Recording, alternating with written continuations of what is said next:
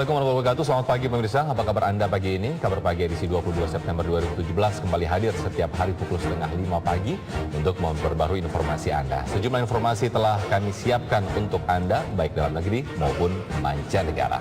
Di antaranya tentang perkembangan terbaru pengungsi Gunung Agung Bali serta kabar mengenai bantuan langsung pemerintah Indonesia terhadap etnis Rohingya. Dan langsung saja bersama saya Sinta Samsul Arif. Saya Muhammad Sofyan. Inilah kabar pagi selengkapnya untuk Anda. Pemirsa, aparat kepolisian dari Polsek Makassar menangkap seorang buronan pelaku jambret yang kerap beraksi di kota Makassar, Sulawesi Selatan. Pelaku yang sedang tertidur tidak berkutik saat polisi menggerebek rumahnya. Tim gabungan TNI Polri dibantu masyarakat setempat masih melakukan proses pencarian terhadap 2 penambang bongkahan batu yang tertimbun longsor. Ya, 1 orang korban berhasil ditemukan dan dievakuasi dari reruntuhan material longsor. 5 rumah di Kalibata, Jakarta Selatan ludes terbakar. Peristiwa itu terjadi karena seorang warga pergi meninggalkan rumah saat memasak air. Sementara itu di kawasan Tenom Aceh Jaya, sebuah rumah terbakar akibat pemilik lupa mematikan kompor gas.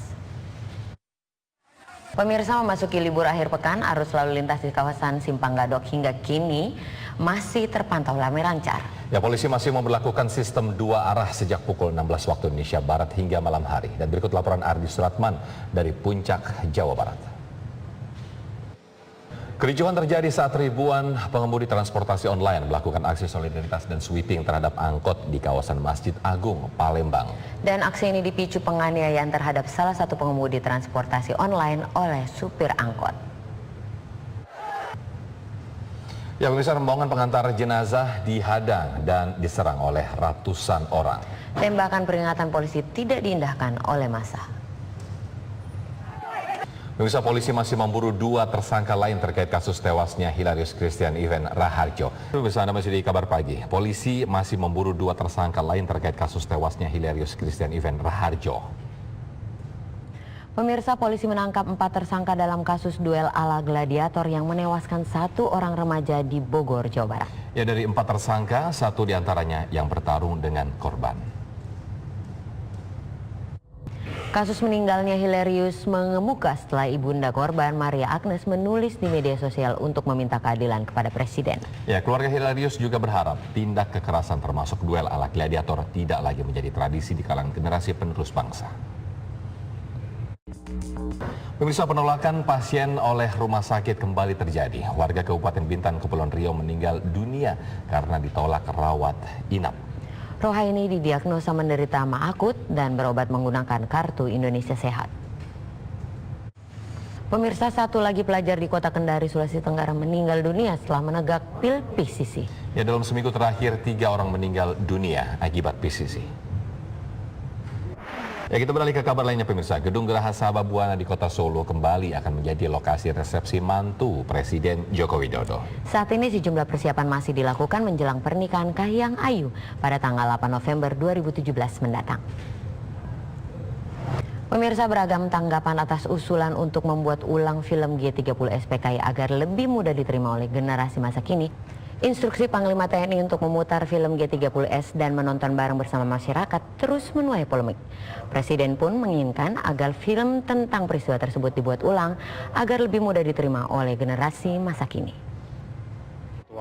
Lembaga pegiat HAM imparsial menilai rencana Presiden Joko Widodo membuat ulang film G30S merupakan hal yang baik asal dilakukan melalui kajian yang komprehensif.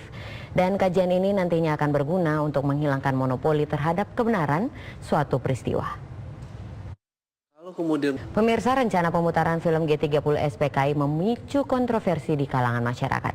Sebagian setuju dengan pemutaran, namun sebagian lainnya menolak dengan alasan tertentu. Berikut tanggapan masyarakat tentang rencana pemutaran kembali film yang berdurasi 3 jam lebih tersebut. Untuk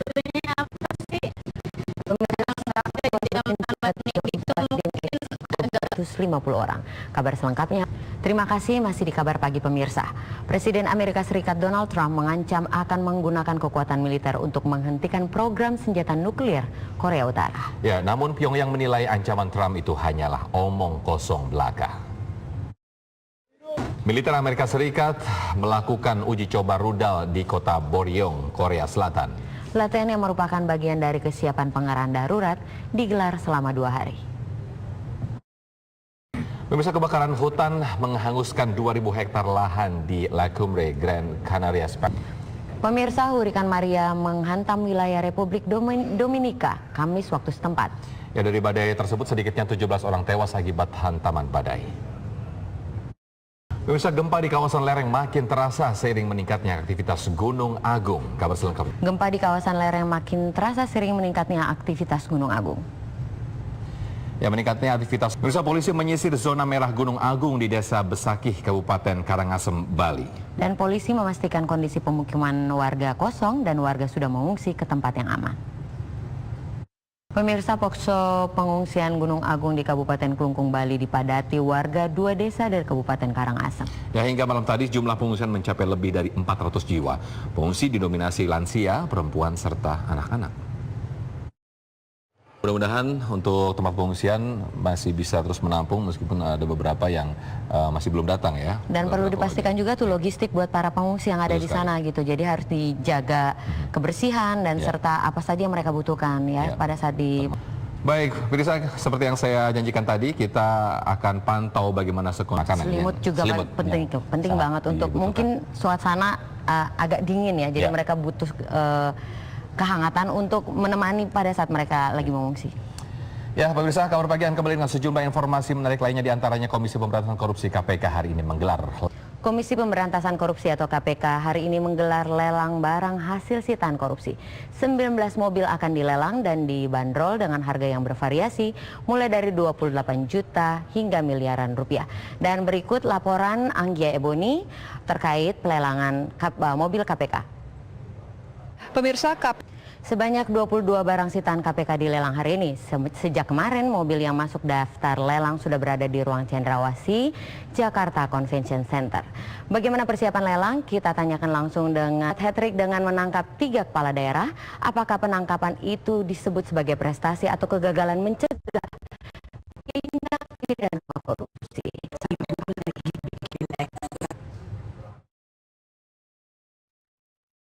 Pemirsa, saat ini kita sudah terhubung dengan reporter Adlin Fatoni untuk mengerti Sabtu Minggu biasanya memang ada Lonjakan volume kendaraan. Banyak warga yang berlibur di sana.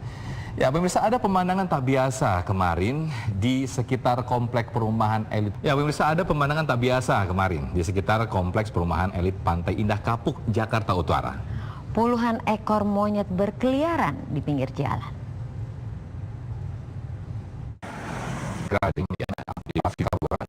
Ya, kabar puluhan monyet tadi. Saya mau monyet mau ngadep mana nih? Jadi repot. Ini kabar tadi sekaligus menutup perjumpaan kita di kabar pagi hari ini. Sesaat lagi Anda bisa menyaksikan program Apa Kabar Indonesia Pagi. Nah, apa saja yang jadi bahasan utama di depan? Sen kiri tapi belok kanan. Iya, ada mama bawa motor metik tuh. Aduh, udah paling kagok saya. Baik, mewakili kru yang bertugas, saya Muhammad Sofyan. Dan saya Sinta Samsul Arif, pamit undur diri. Kita ketemu lagi besok. Terima kasih. Sampai jumpa.